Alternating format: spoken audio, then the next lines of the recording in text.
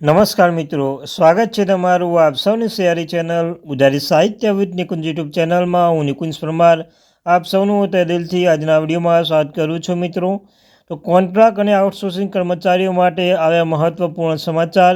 દિવાળીના તહેવારો બાદ રાજ્ય સરકારે લીધો મહત્વપૂર્ણ ઐતિહાસિક નિર્ણય. 3 વર્ષની નોકરી પૂર્ણ કરનારને તમામને મળશે અગત્યની માહિતી છે. મિત્રો, જેઓ પણ કોન્ટ્રાક્ટ કર્મચારીઓ છે, ઘણા લાંબા સમય કોન્ટ્રાક્ટ કર્મચારીઓ ફરજ બજાવી રહ્યા છે, તેમના માટે અંતે સારા સમાચાર આવે છે. તો તેના વિશે આજના વિડીયોમાં ચર્ચા કરવાના છીએ. ચર્ચા કરતાં પહેલાં ચેનલમાં નવા છો, ચેનલ સબસ્ક્રાઈબ કરી દો, વિડીયોને લાઇક કરી લો. તમને અમારી ચેનલ પર કોન્ટ્રાક્ટ કર્મચારી, આઉટસોર્સિંગના કર્મચારીઓ અને સરકારી કર્મચારી પેન્શનધારક બાબતે હરેક અપડેટ મળતી રહેશે. તો આપણી આ ચેનલને સબસ્ક્રાઈબ કરીને બેલ આઇકન બટન દબાવવાનું ભૂલશો નહીં.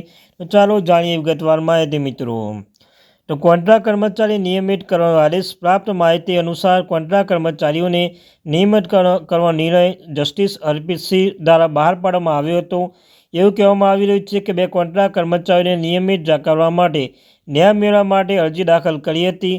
અરજદારોને દલીલ કરી હતી કે તેઓ અનુક્રમે 1979 અને 1982ની સતત કામ કરી રહ્યા છે. 4 દાયકાથી વધુ સમયથી કાયમી હોદ્દો પર છે. કોર્ટે ઠરાવમાં કહ્યું હતું કે તેઓની હાલની નીતિઓ અને કોર્ટનો નિર્ણય હેઠળ નિયમિત થવાનો હકદાર છે. અરજદાર સુરેન્દ્રસિંહ અને રાજેન્દ્ર પ્રસાદ પીઆરટીસીના બનેલા ડેપોમાં પાર્ટ ટાઈમ વોટરમેન તરીકે નિયુક્ત કરવામાં આવ્યા હતા. તેઓ 40 વર્ષથી વધુ સમય સુધી સતત કામ અને પૂર્ણ સમય કામ કરવા છતાં તેમને ક્યારેય નિયમિત કરવામાં આવ્યા ન હતા. તો મિત્રો, જે છે સિંહ હજુ પણ સેવામાં છે. તે પ્રસાદમાં 2019માં નિવૃત્ત થયેલા હતા. તેઓને તેમના નિયમિત ઇનકાર રદ કરવા અને પીટીસીઆઈ 4 માર્ચ 1999, 23 જાન્યુઆરી 2001 અને 15 ડિસેમ્બર 2006ની પંજાબની સરકાર નીતિઓને હેઠળ તેમને સેવાને નિયમિત કરવા નિર્દેશ આપવામાં હાઈકોર્ટે સંપર્ક કર્યો હતો. તો પંજાબ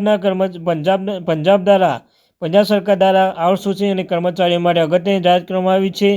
તેવું કહેવામાં આવ્યું છે કે તેઓ કહે છે અરજદારના વકીલ દલીલ કરી હતી કે તેઓ પણ પૂર્ણ સમયના કર્મચારીની સમકક્ષ કામ કર્યું છે. તેઓને નવેમ્બર 2084થી લઘુત્તમ પગાર અને મોંઘવારી ભથ્થું ચૂકવવામાં આવી રહ્યું છે, જે કોર્પોરેશન દ્વારા તેમને નિયમિત રોજગારની સ્પષ્ટ માન્યતા છે. અરજદાર દલીલ કરી હતી કે તેઓને કેસ 1999-2001ની નિયમિતકરણ નીતિઓ દાયકામાં છે. અને આ નીતિ અનુસાર 3 કે 10 વર્ષ સેવા પૂર્ણ કરી ચૂકેલા જે કર્મચારીઓ છે તેને માન્ય હોદ્દા પર સમાવિષ્ટ કરવાના હતા. તો રાજ્ય શોષણ કરી શકતું નથી.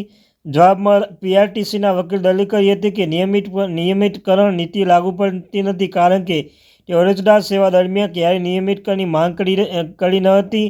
તેમાંથી એક નિવૃત્ત પણ થઈ ગયો હતો. જો કે કોર્પોરેશન આ સમજવા નિષ્ફળ ગયું. બંને અરજદાર 1980ના દાયકાના શરૂઆતથી સરળ સેવામાં હતા અને વ્યવહારિક રીતે નિયમિત કર્મચારી માનવામાં આવતા હતા.